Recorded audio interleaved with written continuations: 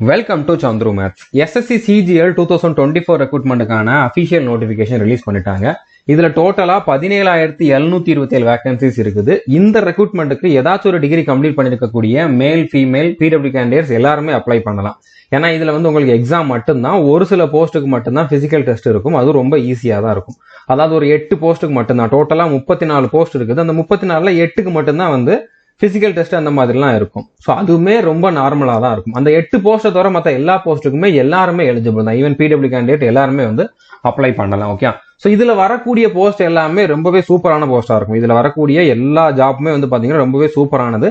அதாவது நீங்க இப்போ சென்ட்ரல் கவர்மெண்ட்ல எடுத்துக்கிட்டீங்க அப்படின்னா இருக்கிறதுல ஹையஸ்ட் ரேங்க் என்ன அப்படின்னா ஐஏஎஸ் ஐபிஎஸ் தான். அதுக்கு வந்து யூபிஎஸ்சில இருந்து ரெக்ரூட் பண்ணுவாங்க.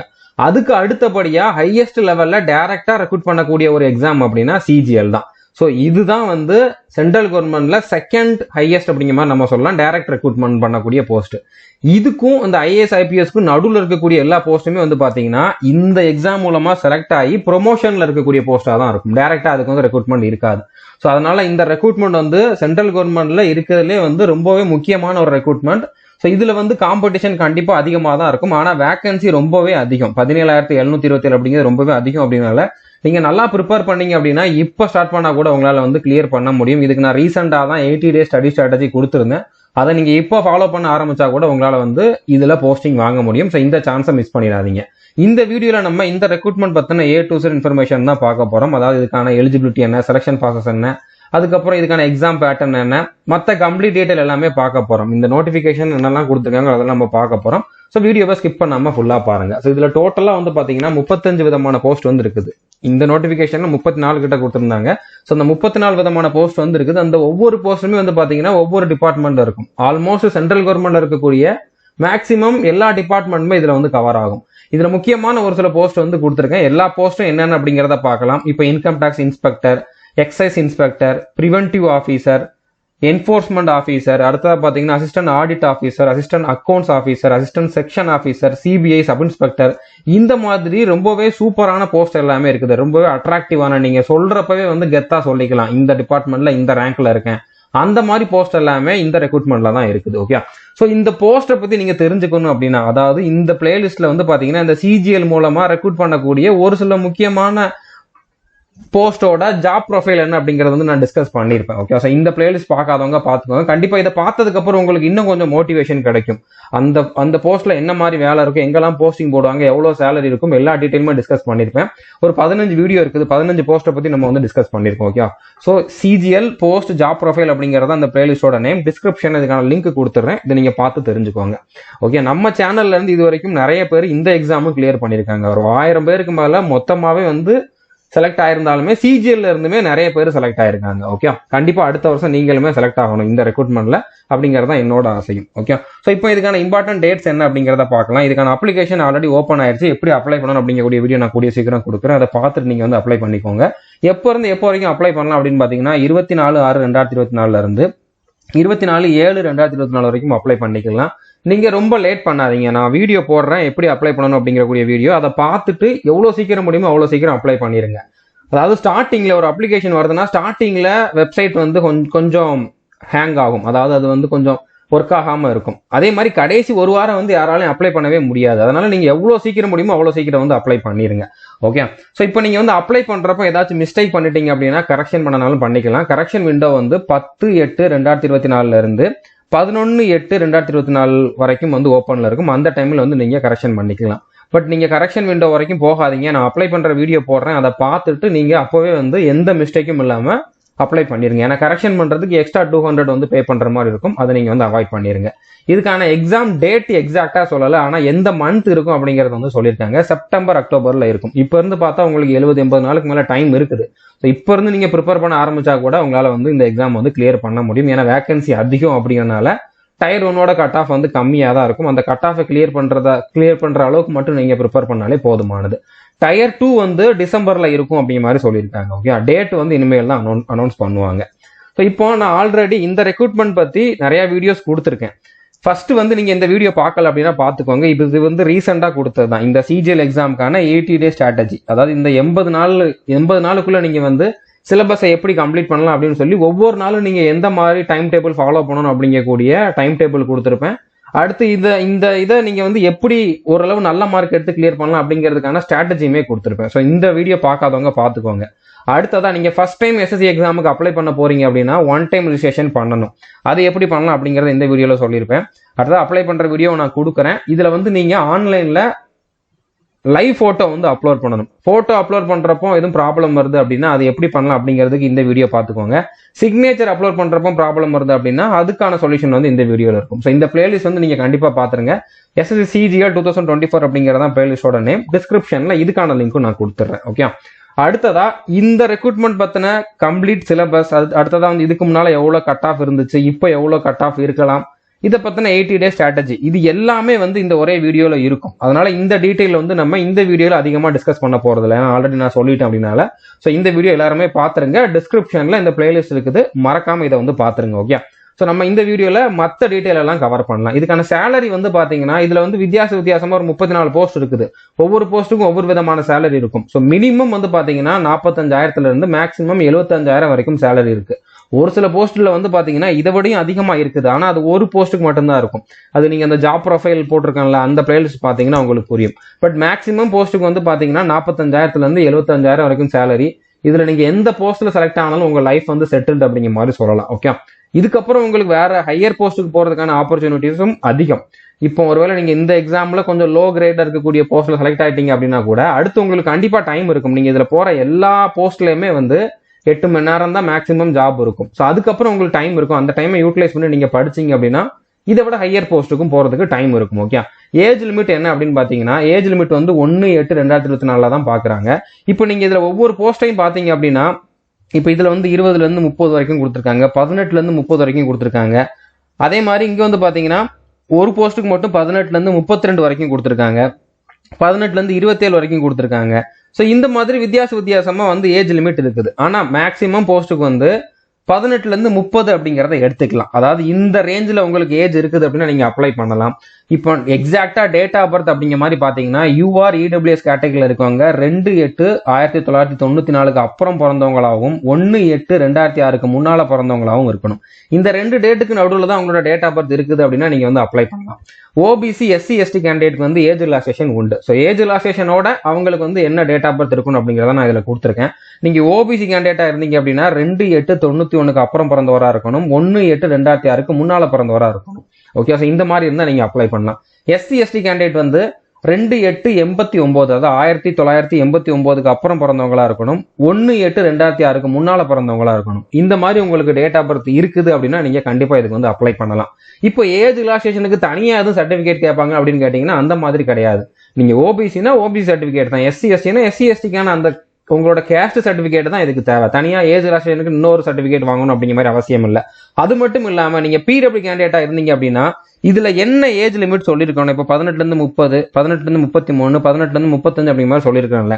இந்த ஏஜ்ல நீங்க உங்களோட கேட்டகரியில ஒரு 10 வயசு உங்களுக்கு அதிகமா இருக்கலாம்.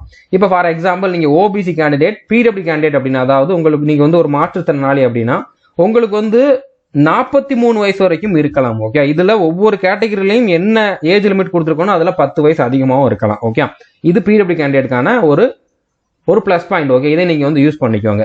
ஸோ இப்போ இதுக்கு நீங்க தனியா எந்த சர்டிபிகேட்டும் கொடுக்க வேண்டாம். ஆனா கண்டிப்பா நீங்க ஓபிசியில் அப்ளை பண்றீங்கன்னா ஓபிசி சர்டிபிகேட் இருக்கணும், இல்லைன்னா எஸ்சி எஸ்டி பிடபிள்யூல அப்ளை பண்றீங்கன்னா அந்த சர்டிபிகேட் இருக்கணும், இடபிள்யூஎஸ்ல அப்ளை பண்றீங்கனாலும் அந்த சர்டிபிகேட் இருக்கணும். அந்த சர்டிபிகேட் எந்த டேட்டுக்குள்ள இருக்கணும் அப்படிங்கறத முக்கியமானது. ஓகே, இது நீங்க கண்டிப்பா வாங்கி வச்சுக்கணும்.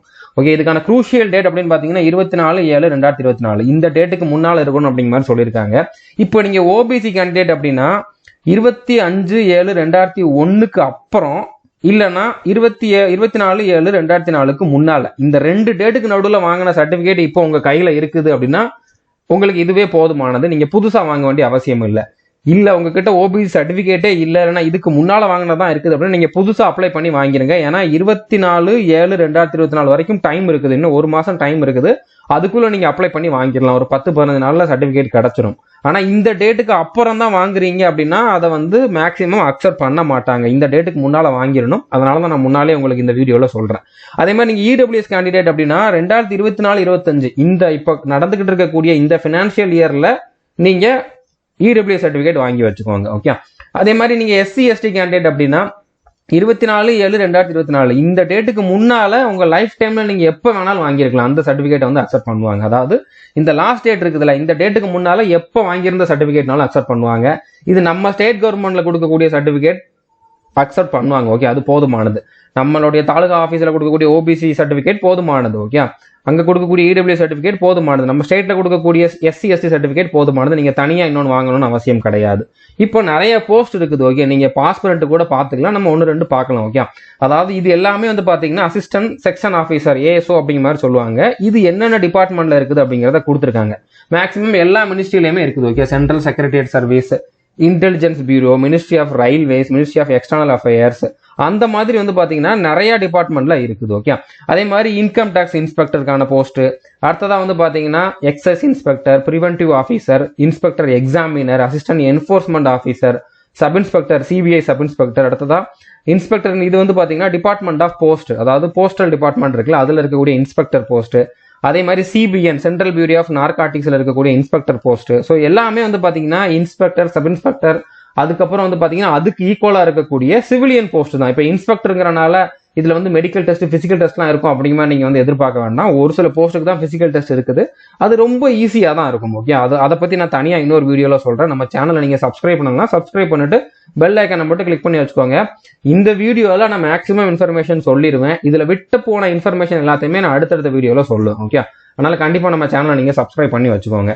அடுத்ததான் இன்னும் நிறைய போஸ்ட் இருக்குது, நீங்க வந்து பாத்துக்கலாம். ஓகே, இப்போ sub inspector, NIA national investigation ஏஜென்சில இருக்கக்கூடிய சப் இன்ஸ்பெக்டர், அதே மாதிரி நார்காட்டிக்ஸ் கண்ட்ரோல் பியூரோல இருக்கக்கூடிய sub inspector, junior statistical officer, divisional accountant, இந்த மாதிரி நிறைய போஸ்ட் இருக்குது. ஓகே, ஸோ இதெல்லாம் நீங்க வந்து மிஸ் பண்ணிடாதீங்க. கண்டிப்பா இதுல எந்த போஸ்ட்ல செலக்ட் ஆனாலுமே அது வந்து ஒரு கெத்தான போஸ்டா தான் இருக்கும். இப்போ sub inspector, CBN, central bureau of narcotics, so இந்த மாதிரி நிறைய போஸ்ட் இருக்குது. இது நீங்க வந்து மிஸ் பண்ணிடாதீங்க. ஓகே, இதுக்கான எஜுகேஷன் குவாலிஃபிகேஷன் ஆல்ரெடி சொன்ன மாதிரி ஏதாச்சும் ஒரு டிகிரி கம்ப்ளீட் பண்ணிருக்கணும். டிகிரி எந்த டேட்டுக்கு முன்னால கம்ப்ளீட் பண்ணிருக்கணும் அப்படின்னா ஆகஸ்ட் 1 2024 முன்னால கம்ப்ளீட் பண்ணிருக்கணும். அதாவது இந்த டேட்டுக்கு முன்னால உங்களுக்கு ஃபைனல் ரிசல்ட் வந்திருக்கணும்.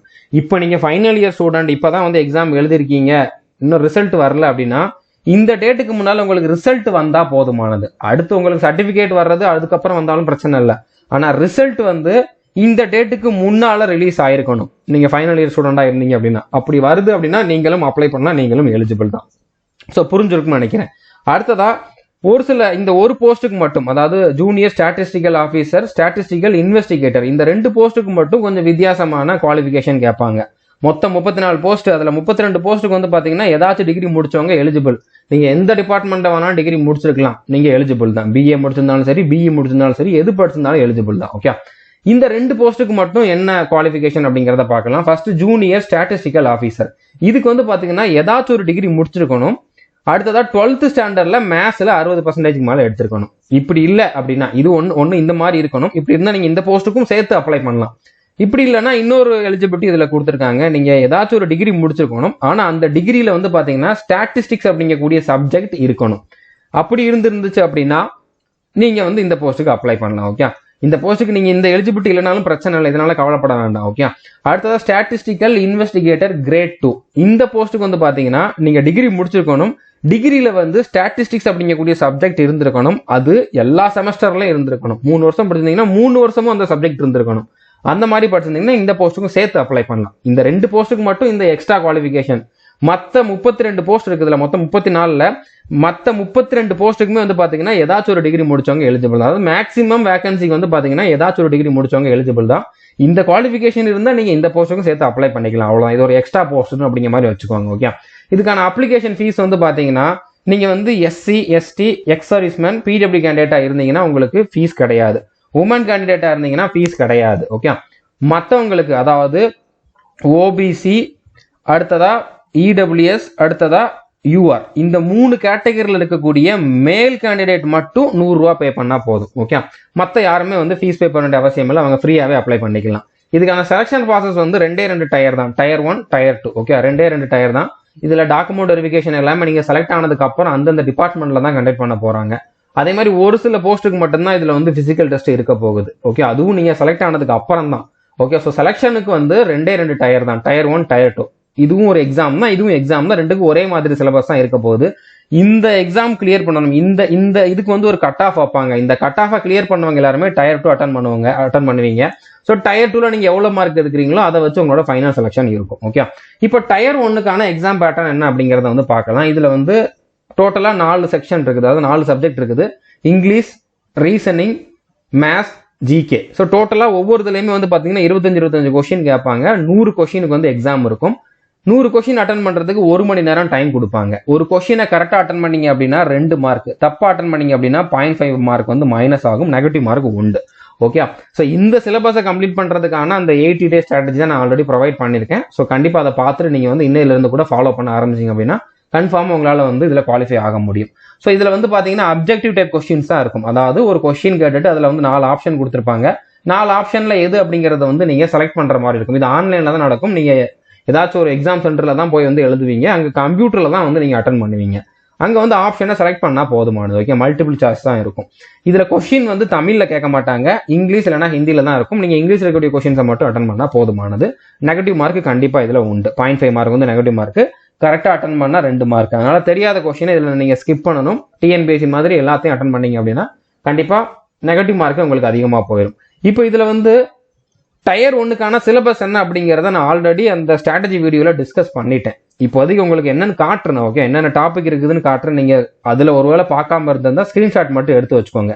மேத்ஸை பொறுத்த வரைக்கும் உங்களுக்கு வந்து அரித்மெட்டிக், அட்வான்ஸ் மேத்ஸ் எல்லாமே இருக்குது. Okay, percentage, profit and loss ratio அந்த மாதிரி அரித்மெட்டிக் டாபிக். அடுத்ததா ட்ரிக்னாமெட்ரி, ஜியாமெட்ரி, அல்ஜிப்ரா அந்த மாதிரி அட்வான்ஸ் மேத்ஸ் டாபிக்ஸ் எல்லாமே இருக்குது. ஓகே, இது எல்லாமே நம்ம கோர்ஸ்ல நாங்க 100% டீச் பண்ணிட்டோம். அதை மட்டும் பார்த்தாலே போதுமானது. பார்த்துட்டு ப்ராக்டிஸ் பண்ணீங்கன்னா கண்டிப்பா அதை தாண்டி கொஸ்டின்ஸ் வராது. ரீசனிங்ல என்னென்ன டாபிக் இருக்குது அப்படிங்கிறத கொடுத்துருக்கேன். நீங்க வீடியோ பாஸ் பண்ணிட்டு பாத்துக்கோங்க. ஏன்னா ஆல்ரெடி இதை பத்தி நம்ம டீடைல்டா ஸ்ட்ராட்டஜி வீடியோல டிஸ்கஸ் பண்ணியாச்சு. அதனால நான் திரும்ப இதெல்லாம் சொல்லல. இங்கிலீஷை பொறுத்த வரைக்கும் கிராமர், ரீடிங் போர்ஷன், அடுத்ததா வொக்காபுலரி, இந்த மாதிரி 3 இருக்குது. ஓகே, இப்ப க்ளோஸ் டெஸ்ட் அப்படின்னு எடுத்துக்கிட்டீங்கன்னா அது வந்து நீங்க ரீட் பண்ணி ஆன்சர் பண்ற மாதிரி இருக்கும். இதெல்லாம் வந்து பாத்தீங்கன்னா grammar. Okay, fill in the blank, error spotting, para jumble கூட வந்து ரீட் பண்றதா, ஆக்டிவ் வாய்ஸ், பாசிவ் வாய்ஸ், இதெல்லாம் வந்து பாத்தீங்கன்னா grammar portion. Synonyms, antonyms, misspelt, one word substitution, idioms, இதெல்லாம் வந்து பாத்தீங்கன்னா வொக்காபுலரி போர்ஷன். இதுக்குமே 100% நம்ம கோர்ஸ்ல டீச் பண்ணிட்டோம். அதை மட்டும் நீங்க பார்த்தா போதுமானது. அதை தாண்டி வேற எதுவும் பார்க்க வேண்டிய அவசியம் கிடையாது. அதே மாதிரி ஜிகே பொறுத்த வரைக்கும் எல்லாமே உண்டு. இதுல ஸ்ட்ராட்டஜிக்கே, கரண்ட் அஃபேர்ஸ்ல இருந்து அதிகமான கொஸ்டின்ஸ் கேட்பாங்க. அது போக history, geography, physics, chemistry, biology, politics, அதே மாதிரி எக்கனாமிக்ஸ், கம்ப்யூட்டர், அந்த மாதிரி எல்லா டாபிக்ல இருந்தும் கொஸ்டின்ஸ் வரும். ஓகே, ஸோ கம்ப்யூட்டர் செக்ஷன்ல இருந்துமே இதுல டயர் 2ல அதிகமான கொஸ்டின்ஸ் கேட்பாங்க. டயர் 1லயுமே அப்பப்போ ஒரு கொஸ்டின் 2 கொஸ்டின் கேட்டுட்டு தான் இருக்காங்க. இதுல நீங்க எதை படிக்கணும், எதை ஸ்கிப் பண்ணணும், இருக்கக்கூடிய இந்த 80 நாள்ல 100% எல்லாத்தையும் படிக்கணும் அப்படின்னு நினைச்சீங்க அப்படின்னா அது பாசிபிள் கிடையாது. இதுல எதை படிக்கணும், எதை நீங்க ஸ்கிப் பண்ணீங்க அப்படின்னா உங்களால சீக்கிரமா இருக்கக்கூடிய இந்த கம்மியான டைம்ல அதிகமான மார்க் எப்படி எடுக்க முடியும் அப்படிங்கறத நான் அந்த ஸ்ட்ராட்டஜி வீடியோல டிஸ்கஸ் பண்ணியிருப்பேன். அதை நீங்க பார்க்கல அப்படின்னா கண்டிப்பா பாத்துக்கோங்க. இதுக்கு முன்னால எவ்வளவு கட் ஆஃப் இருந்திருக்குது அப்படிங்கிறத கொடுத்துருக்கேன். இப்போ 2022ல 36,000 வேகன்சிஸ் வந்துருந்துச்சு. அப்போ வந்து கட் ஆஃப் கம்மியா இருந்துச்சு. 2023ல 7,859 வேகன்சிஸ் இருந்துச்சு. அப்போ வந்து கட் ஆஃப் அதிகமா இருந்துச்சு. இப்போ இது ரெண்டுக்கும் நடுவுல இருக்கிற மாதிரி தான் வேகன்சி வந்திருக்கு. இப்போ 17,000 அப்படிங்கிறது வந்து இது ரெண்டுக்கும் நடுவுல இருக்க மாதிரி ஒரு வேகன்சி தான். ஸோ அப்போ இப்போ கண்டிப்பா கட் ஆஃப் வந்து இதை விட அதிகமா இருக்கும், இதை விட கம்மியா தான் இருக்கும். எவ்வளோ கட் ஆஃப் இருக்கிறதுக்கு வாய்ப்பு இருக்குது அப்படிங்கிறதுமே அந்த ஸ்ட்ராட்டஜி வீடியோல டிஸ்கஸ் பண்ணியிருக்கேன். அதுலயுமே வந்து நீங்க கண்டிப்பா பாத்துக்கலாம். ஓகே, அடுத்ததா டயர் 2. இப்ப டயர் 1ல வந்து பாத்தீங்கன்னா இந்த மாதிரி ஒரு கட் ஆஃப் வைப்பாங்க.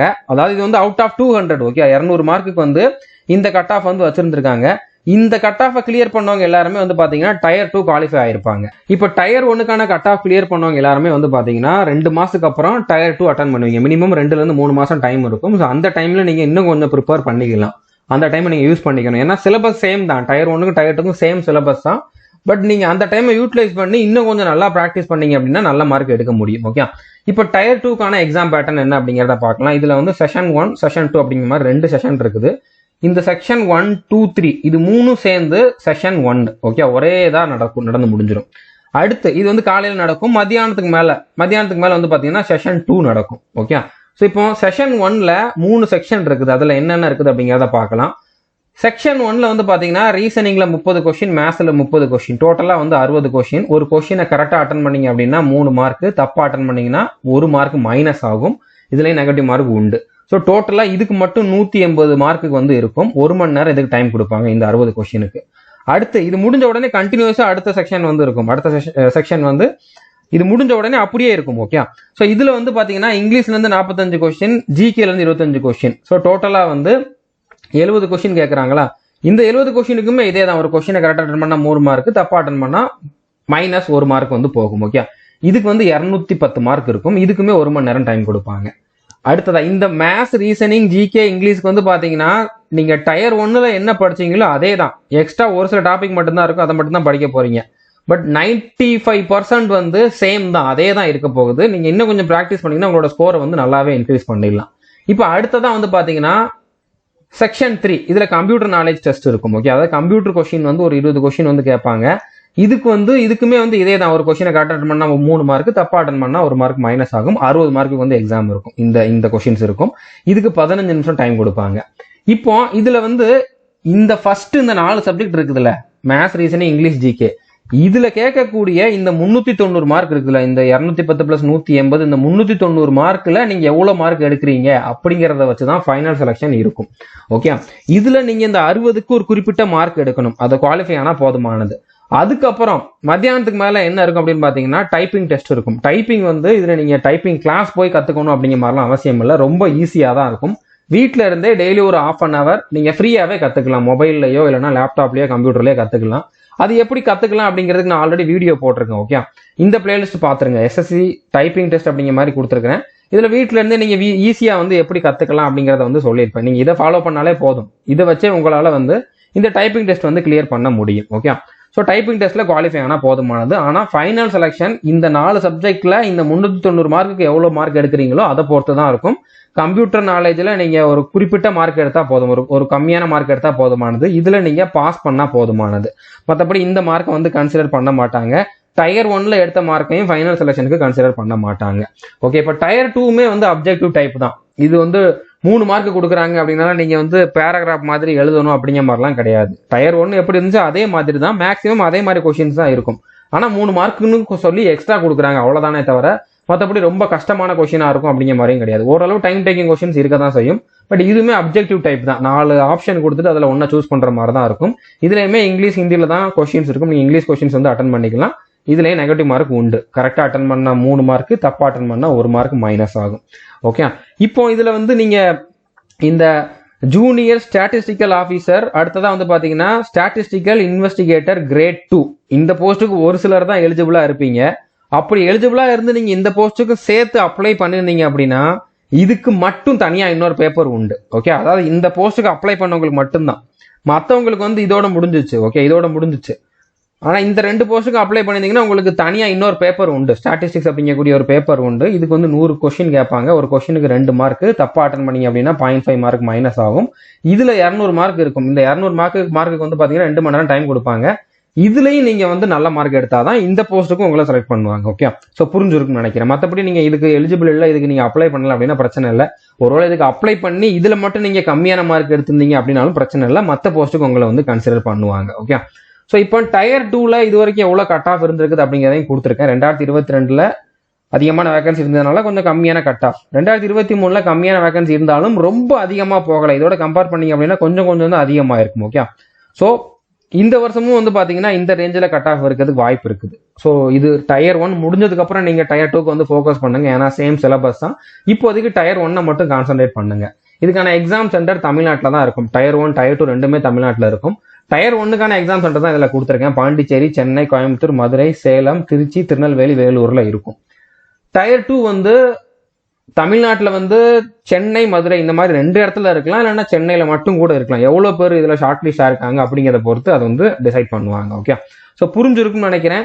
இதுல ஒரு சில போஸ்ட்டுக்கு மட்டும் நான் பிசிக்கல் டெஸ்ட், மெடிக்கல் டெஸ்ட் இருக்குன்னு சொல்லியிருந்தேன். அது என்னென்ன போஸ்ட் அப்படிங்கிறத கொடுத்துருக்கேன். அதாவது எக்ஸைஸ் இன்ஸ்பெக்டர், அதே மாதிரி சிபிஐசி இன்ஸ்பெக்டர், அடுத்ததான் வந்து பாத்தீங்கன்னா பிரிவென்டிவ் ஆஃபீஸர், சிபிஎன் அதாவது சென்ட்ரல் பியூரோ ஆஃப் நார்காட்டிக்ல இருக்கக்கூடிய இன்ஸ்பெக்டர், சிபிஎன் சப் இன்ஸ்பெக்டர், அதே மாதிரி வந்து பாத்தீங்கன்னா சப் இன்ஸ்பெக்டர் இன் என்சிபி, அதே மாதிரி ஜூனியர் இன்டெலிஜென்ஸ் ஆஃபீஸர் இன் என்சிபி, அதே மாதிரி sub inspector CBI, sub inspector NIA. இந்த போஸ்ட்டுக்கு மட்டும்தான் வந்து பிசிக்கல் டெஸ்ட் இருக்கும். அது எப்படி இருக்கும் அப்படிங்கிறத நான் அடுத்த வீடியோல சொல்றேன். மெடிக்கல் டெஸ்ட்டுமே இதுக்கு வந்து மெடிக்கல் ஸ்டாண்டர்டுமே இருக்குது. இந்த 8 போஸ்ட்டை தவிர மற்ற எல்லா போஸ்ட்டுக்குமே வந்து உங்களுக்கு வேற எந்த எக்ஸ்ட்ரா குவாலிஃபிகேஷனும் தேவையில்லை. ஓகே, நீங்க பிசிக்கலி இந்த மாதிரி இருக்கணும், இந்த மாதிரி இருக்கக்கூடாது அப்படிங்கிற மாதிரி எந்த ரெஸ்ட்ரிக்ஷனும் கிடையாது. டீட்டெயில்டா நான் வந்து இதுக்கான பிசிக்கல் டெஸ்ட் எப்படி இருக்கும் அப்படிங்கிறதுக்கு இன்னொரு வீடியோ கொடுக்குறேன். மற்றபடி இதுல பிடபிள்யூ கேண்டிடேட்டுமே எலிஜிபிள் தான் அப்படின்னால எல்லாருமே அப்ளை பண்ணலாம். ஓகே, இதுக்கான கிளாஸஸ் நம்மளோட கோர்ஸ்ல ஆல்ரெடி நம்ம ப்ரொவைட் பண்ணிட்டோம். இதுக்கான 80 டே ஸ்ட்ராட்டஜி டைம் டேபிள் எல்லாமே கொடுத்துட்டோம். நம்ம கோர்ஸ்ல எப்படி ஜாயின் பண்ணலாம் அப்படிங்கிறத பார்க்கலாம். நீங்க ஜாயின் பண்ண வேண்டியது ஆல் இன் ஒன் கோர்ஸ்ல. ஓகே, ஆல் இன் ஒன் கோர்ஸுக்கான ஃபீஸ் வந்து பாத்தீங்கன்னா 1499. நீங்க 1499 ஒன் டைம் பே பண்ணீங்க அப்படின்னா 3 இயர்ஸ் வேலிடிட்டி உண்டு. இந்த ஒரே கோர்ஸ்ல உங்களுக்கு டோட்டலா எஸ்எஸ்சி, ரயில்வே அந்த மாதிரி சென்ட்ரல் கவர்மெண்ட் இருக்கக்கூடிய ஒரு 35க்கு அதிகமான எக்ஸாமுக்கான சிலபஸ் அவைலபிளா இருக்குது. ஓகே, நீங்க ஒரு வாட்டி இந்த எக்ஸாம்ல இந்த கோர்ஸ்ல ஜாயின் பண்ணிட்டீங்க அப்படின்னா நீங்க மேக்ஸிமம் சென்ட்ரல் கவர்மெண்ட் எக்ஸாமுக்கான ப்ரிப்பரேஷன் வந்து இந்த ஒரு கோர்ஸ்ல இருந்தே பண்ணிக்கலாம். எல்லா கிளாஸஸுமே நாங்க பேசிக்ல இருந்தா டீச் பண்ணிருப்போம், தமிழ்ல தான் டீச் பண்ணிருப்போம், எல்லாமே வீடியோஸா கொடுத்துருப்போம். 2000க்கு அதிகமான வீடியோஸ் கொடுத்துருக்கோம். என்னெல்லாம் நாங்க வந்து வீடியோல டீச் பண்றோம் அதுக்கான பிடிஎஃப்பும் ப்ரொவைட் பண்ணிடுவோம். ஓகே, ஸோ அதுக்கப்புறம் ப்ராக்டிஸ் பண்றதுக்கு அதுலேயே வந்து பாத்தீங்கன்னா ப்ராக்டிஸ் டெஸ்ட்டும் இருக்கும். அதாவது ஒவ்வொரு டாபிக் வைஸ் நீங்க ப்ராக்டிஸ் பண்றதுக்கு ப்ராக்டிஸ் டெஸ்ட்டும் இருக்கும். கரண்ட் அஃபேர்ஸ் ரெகுலரா வந்து அப்டேட் பண்ணிக்கிட்டே இருக்கும், வீடியோவா அப்டேட் பண்ணிக்கிட்டே இருக்கும், பிடிஎஃப்பும் கொடுத்துக்கிட்டே இருக்கும். ஓகே, இப்போ கோர்ஸ்ல எப்படி ஜாயின் பண்ணலாம் அப்படிங்கிறத பார்க்கலாம். நீங்க டேரக்டா ஆப்ல பே பண்ணீங்க அப்படின்னா அதிகமான அமௌண்ட் 1999 பே பண்ற மாதிரி இருக்கும். ஆனா நீங்க டேரக்டா ஆப்ல பே பண்ணாதீங்க, நான் சொல்ற மாதிரி மெத்தடை ஃபாலோ பண்ணி பே பண்ணுங்க. ஓகே, அதுக்கு என்ன பண்ணணும் அப்படின்னா நீங்க ஆண்ட்ராய்டு ஆப்கான லிங்க் கொடுத்துருக்கேன், iOS ஆப்கான லிங்க் கொடுத்துருக்கேன், வெப்சைட்டுக்கான லிங்க்கும் கொடுத்துருக்கேன். டிஸ்கிரிப்ஷன்ல இந்த 3 லிங்க்கும் இருக்குது. ஓகே, நீங்க இப்போ ஆண்ட்ராய்டு மொபைல் யூஸ் பண்றீங்க அப்படின்னா இந்த லிங்கை கிளிக் பண்ணி நம்மளோட ஆப்பை இன்ஸ்டால் பண்ணுங்க. ஒன்று இந்த லிங்கை கிளிக் பண்ணுங்க, இல்லைனா பிளே ஸ்டோர்ல சந்துரு மேத்ஸ்னு சர்ச் பண்ணாலும் நம்மளோட ஆப் வந்துடும். அதுல கூட நீங்க வந்து டவுன்லோட் பண்ணிக்கோங்க. டவுன்லோட் பண்ணிட்டு நம்மளோட ஆப்பை இன்ஸ்டால் பண்ணுங்க. இன்ஸ்டால் பண்ணிட்டு லாகின் பண்ணிட்டு இதுல சேட்னு ஒரு ஆப்ஷன் இருக்கும். சேட்டை கிளிக் பண்ணீங்க அப்படின்னா சந்துரு மேத்ஸ் அப்படிங்கிற மாதிரி அதுல வரும். அந்த சேட்ல வந்து ஆல் இன் ஒன் கோர்ஸ் அப்படிங்கிற மாதிரி இன்ஃபார்ம் பண்ணுங்க. நீங்க இன்ஃபார்ம் பண்ணாலும் பண்ணலாட்டியும் நீங்க இன்ஸ்டால் பண்ணி 2 to 3 ஹவர்ஸுக்குள்ள உங்களுக்கு நாங்களே சேட்ல டீடைல்ஸ் அனுப்பிடுவோம். அதாவது நீங்க எந்த அக்கௌண்ட்டுக்கு பே பண்ணணும், யூபிஐ ஐடியும் அனுப்பியிருப்போம், எவ்வளவு ஃபீஸ் பே பண்ணணும் அப்படிங்கக்கூடிய டீடைல் அனுப்பிச்சிருவோம். ஓகே, ஸோ அதுக்கு நீங்க இப்போ ஆல் இன் ஒன் கோர்ஸுக்கு ஜாயின் பண்ணணும் அப்படின்னா அந்த யூபிஐ ஐடிக்கு இல்லைனா அக்கௌண்ட் நம்பருக்கு 1499 பே பண்ணிட்டு அதே சேட்ல உங்களோட ஸ்கிரீன்ஷாட்டை வந்து சென்ட் பண்ணுங்க. ஸ்கிரீன்ஷாட் சென்ட் பண்றப்போ இந்த மாதிரி எந்த டைம்ல எந்த டேட்ல யாருக்கு பே பண்ணீங்க, எவ்வளவு அமௌண்ட் பே பண்ணீங்க, டிரான்சாக்ஷன் ஐடி இதெல்லாம் தெரியுற மாதிரி சென்ட் பண்ணுங்க. ஸ்கிரீன்ஷாட் சென்ட் பண்ணிட்டு ஒரு 24 ஹவர் வெயிட் பண்ணுங்க. 24 ஹவர் கழிச்சு நீங்க கோர்ஸ் ஓப்பன் பண்ணி பாத்தீங்க, நம்மளோட ஆப் ஓப்பன் பண்ணி பாத்தீங்க அப்படின்னா உங்களோட கோர்ஸ் வந்து ஆக்டிவேட் ஆயிருக்கும். பர்ச்சேஸ்டு கோர்சஸ் அப்படிங்கக்கூடியதுல வந்து பாத்தீங்கன்னா இந்த இடத்துல நீங்க ஆப் ஓப்பன் பண்ண உடனே இருக்கும். ஓகே, இதுல ஆல் இன் ஒன் கோர்ஸ் இருக்கும், அதை கிளிக் பண்ணி ஓப்பன் பண்ணுங்க. ஒருவேளை 2-3 கோர்ஸ்ல ஜாயின் பண்ணிருந்தீங்க அப்படின்னா சிஆல் அப்படிங்கிறத கொடுத்தீங்கன்னா இந்த மாதிரி எல்லாமே வரும். இதுல all in one course open பண்ணுங்க. அதுல வந்து கண்டென்ட்டை கிளிக் பண்ணுங்க. கிளிக் பண்ணீங்கன்னா நிறைய ஃபோல்டர் வரும். அதுல வந்து எஸ்எஸ்சி எக்ஸாம் அப்படிங்கக்கூடிய ஃபோல்டர் ஓப்பன் பண்ணீங்க அப்படின்னா சிஜிஎல், சிஹெச்எஸ்எல் நியூ அப்படிங்கக்கூடிய ஃபோல்டர் இருக்கும். இதுல இந்த இடத்துல வந்து பாத்தீங்கன்னா உங்களுக்கு டைம் டேபிள் கொடுத்துருப்பேன், அந்த 80 டேக்கான டைம் டேபிள் கொடுத்துருப்பேன். நீங்க ஸ்ட்ராட்டஜி வீடியோ பார்த்துக்கோங்க. ஸ்ட்ராட்டஜி வீடியோ இதுலயே அவைலபிளா இருக்குது, அதிலே கூட நீங்க வந்து பாத்துக்கலாம். ஓகே, அது மட்டும் இல்லாம மேத்ஸ், ரீசனிங், இங்கிலீஷ், ஜிகேக்கு தனித்தனி ஃபோல்டரா வந்து அதில் கொடுத்துருப்போம். அதுக்குள்ள வந்து அதுக்கான வீடியோஸ், பிடிஎஃப் எல்லாமே வந்து அவைலபிளா இருக்கும்.